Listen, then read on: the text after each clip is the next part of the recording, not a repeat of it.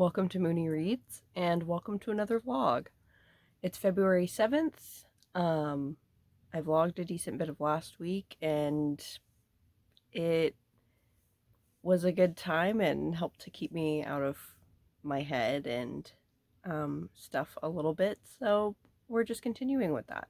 For this week, I think I want to mostly pause most of the books that I'm working on because I thought that it would be fun to read books exclusively from the early 90s, looking at the list that I put together last week, plus another one that I wanted to add.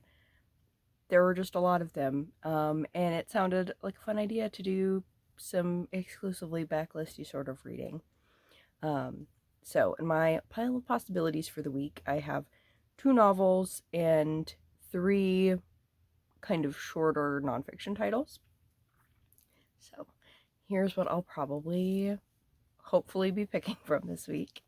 Afterlife by Paul Monet. Her by Cherry Muhanji.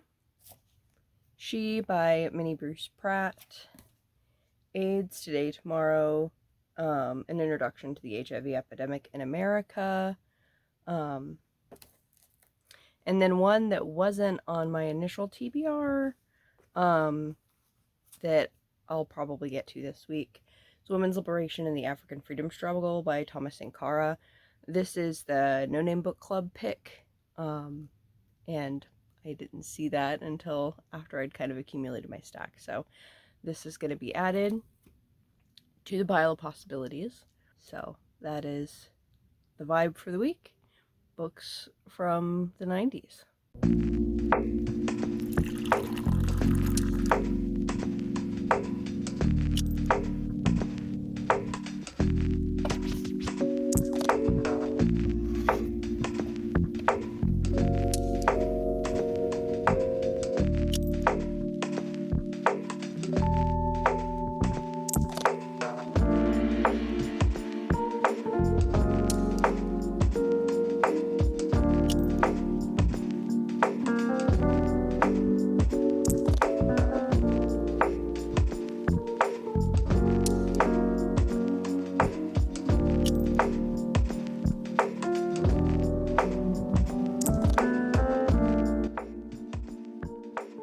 Okay, it's Tuesday the 11th.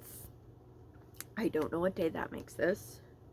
I have not finished the book yet, but I am a good way through. I'd say I probably have between a third and a quarter left. It's really interesting so far. It's primarily focused on a woman who was recently married and pregnant, and her mother-in-law. But you get glimpses at a lot of other characters as well. And it seems like it's largely about like agency. There are a lot of layers. It's kind of difficult to talk about. But it's very interesting if you like a lot of the more character-focused, messy, and a little surreal type books. This one is really cool. I think that one of the things I was thinking as I was reading this was about Gloria Naylor. It has been probably 7 years since I read a Gloria Naylor book. So I don't even know if I have any business making that comparison because it's been so long. But like, I feel like the really like deep look at the characters individually, but also like the town dynamic, I feel like it really pulls from like a lineage of Black women writers, as well as having kind of some of the hallmarks that I'm seeing in some of the early 90s literature that I've read as well, in terms of some of the like surreal elements. But then I also feel like the surreal elements also have they're not simply contemporary, but they do also take from some of that classic literature. I don't know. I'm not even done with it yet, so maybe I'll find something, a more cohesive explanation as I'm as I'm finishing it. But other things, I went to the craft store. It has been months since I've had a Joann's run. Like, my gallbladder was removed in like August, and I was due for a Joann's trip in August. That's just like how I've been marking time. But anyways, a lot of their storage stuff was like half off, so I got this for like $3 or $4. I tend to try to get my storage stuff like this just at the thrift store because they're usually like $5 instead of like $15. Which is, some of the drawers tend to be more expensive than they're worth buying new. But this is pretty good.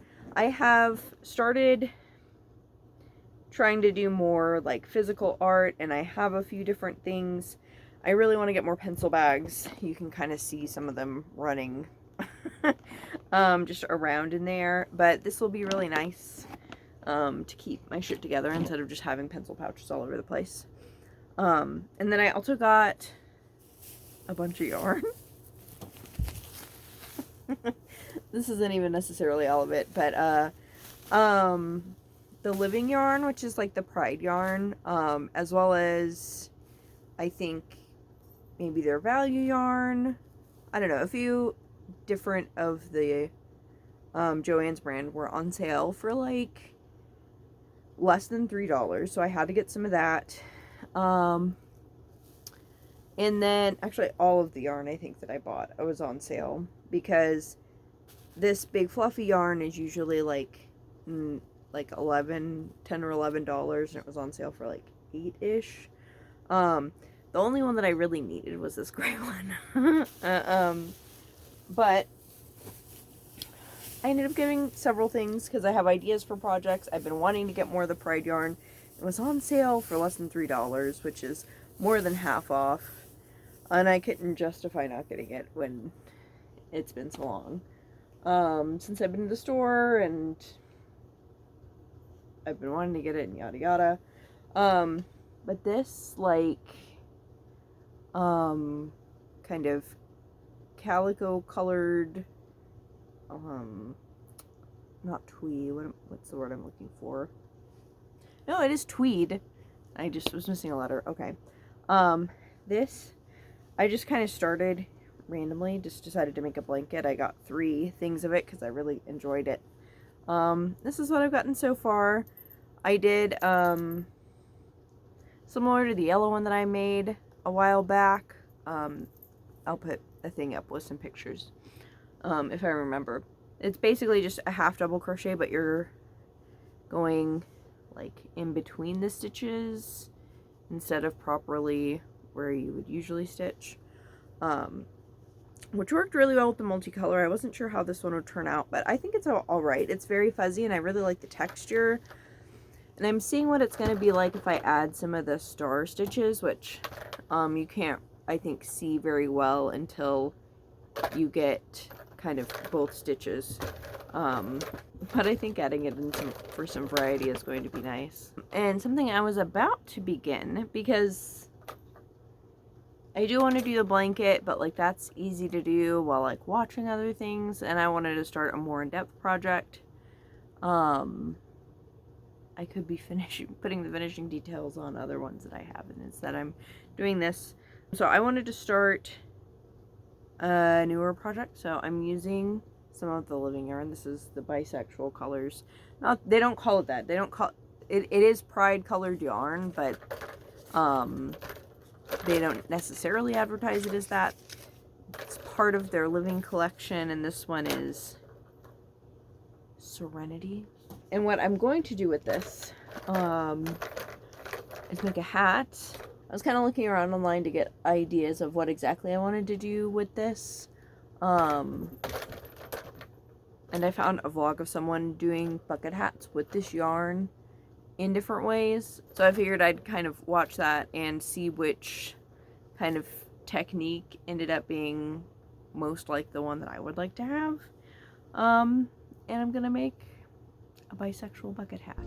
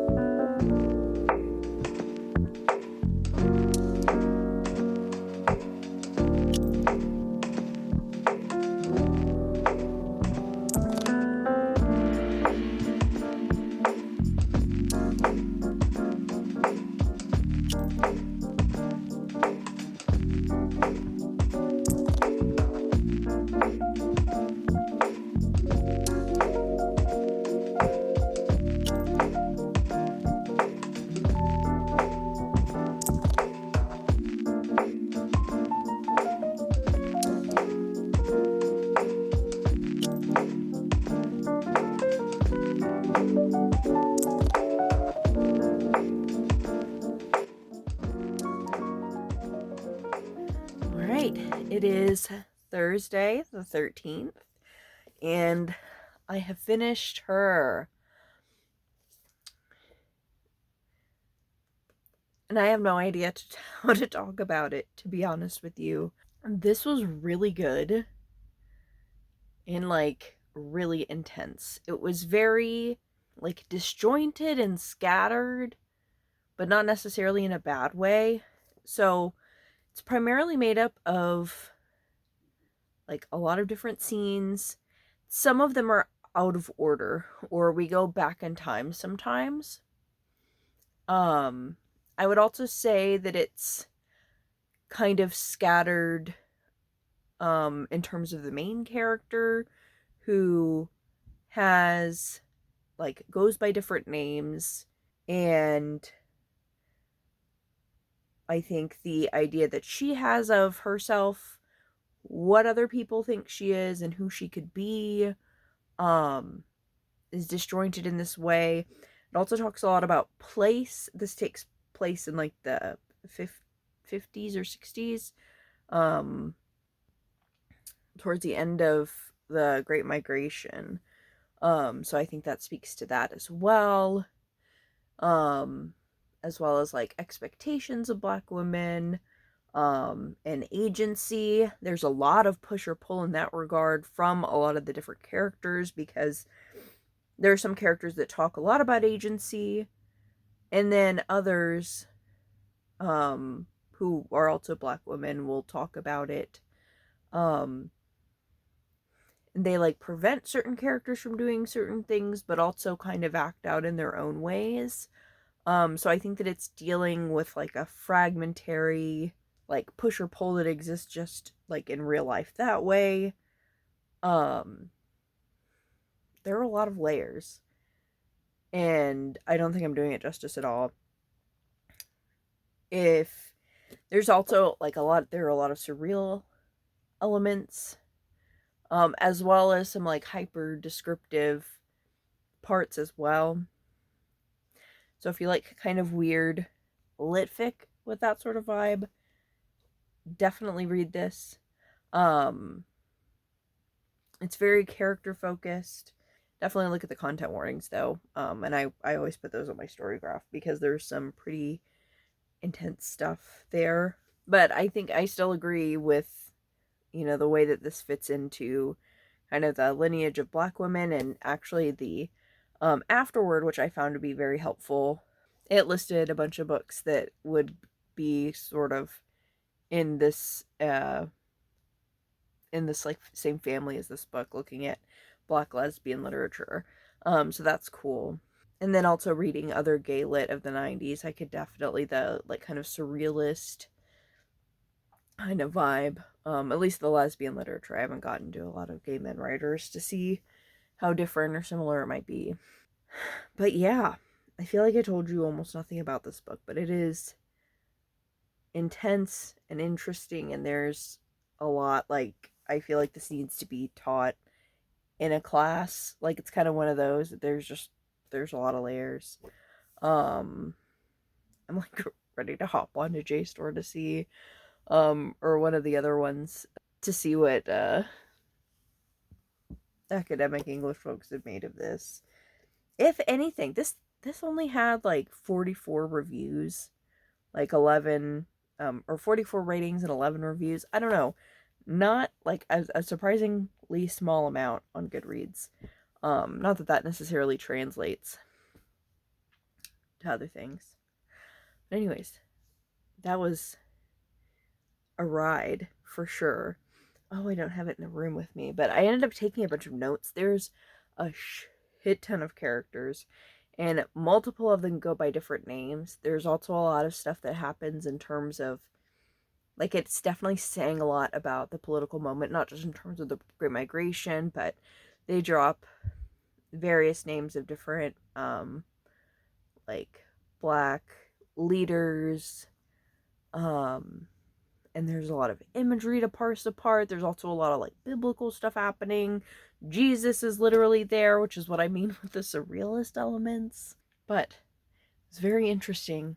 A lot to talk about and parse apart. I don't know where my reading is going next. I did get the audiobook for The Message by Ta-Nehisi Coates. So in terms of audiobooks, I might read that, and that will not go with whatever theme, but all of the books that I picked, none of them have audiobooks available on Libby. So I might just do that, and then I'll take a look at the stack that I put together towards the beginning and maybe read one of those. Okay. It is the next day, I'm pretty sure. The 14th. I'm going to be picking up She, the Minnie Bruce Pratt memoir. Super excited about it.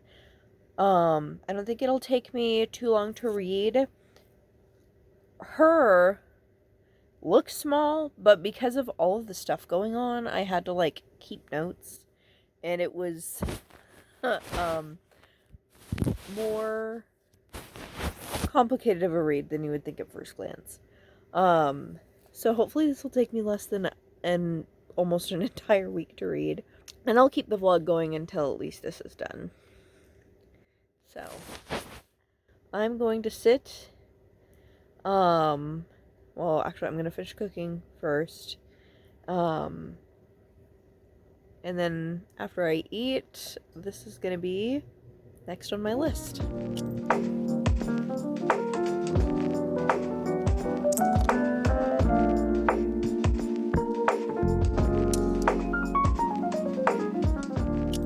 Alright, it took me a few more days, but I did finish this book, and it was great, as expected. I knew that it was going to be good, but I didn't have too many expectations outside of that. I knew it was a memoir. She talks about Leslie at some point in this, and gender, clearly. And all of those things are true, but I still didn't expect all of it. It's got a cool format for a memoir. It's not a super traditional memoir. It's mostly told in these super short vignettes. There are, like, these sub-chapter, like, little stories that are, like, 2 to 4 pages long at most. And you go through these different parts of her life. She grew up in the South in a very white family, and marries a man, has a couple kids, realizes she's a lesbian, and you kind of see her process figuring that out. And there are a lot of snapshots of different women that she's with. And this all kind of leads up to her being with Leslie Feinberg. And most people don't really get named. Like, it's all pronouns. But when she talks about Leslie, it's as if it's addressed to Leslie. And it's just really sweet in that way. And this looks at just so many different things throughout the course of this. There is some stuff that just at the surface level is really well written and cool. There's some stuff that's even spicy. Like, I didn't really expect that, but it's like some of it is so detailed, and then some of it is so like ephemeral. And so that's a really cool kind of mix of stuff. But she talks about the personal in those ways. She also talks about more difficult things. But there's a lot of really cool commentary. One of the last big events that she talks about is the Women's Festival, if you know anything about that. The thing that it's known for is like kicking out a trans woman. And they went the year after this happened. And like Leslie almost didn't get in, but they were with a big group of trans people who ended up having like a march through there. She also talks in detail throughout the story about her relationship with gender, which is interesting, particularly as a femme lesbian. Race is also very like visible throughout all of this, even though race isn't like the central topic in this. She is, you know, it is a background thing that she's more cognizant of and mentions and stuff. But altogether, there are just a lot of layers, and it's really well written and very sweet. So it definitely lived up to my expectations, and I highly recommend it. I also think that it's kind of hilarious that both books I read were finished in this vlog had pronouns in the title. So it could have been 90s books or pronoun books. But if I would have set out to only read those two, I would have read something different, because that's just what ends up happening when I try to set a TBR. That's that book. I have done a lot over the past few days. My birthday was on the 18th. And we did a lot of different bookstore shopping over the weekend. Of course, I didn't think to take footage of any of it. But I won't do a full haul, but I'll show you a couple of cool things that I got. One thing that I got recently was just this book cart in general. One cool thing that I found at the local used bookstore is this copy of They Come in the Morning. Usually this particular copy is a little bit more expensive. I think Brent said they got their copy for like $10 or more. I found this for only $4, which is super cool. One thing that's related that I got to books from the 90s, gays in the 90s, Paul Monet, essays, Last of the Night essays, by Paul Monet, who is the author of Afterlife, which was on my TBR for this week. But I think that it will be cool to read his fiction and nonfiction in a similar way to how I've been digging into Sarah Schulman and her different things. I also found the Cosmopolitans, which I don't yet have. And I've actually ordered in a few things, so I can do that for a few people.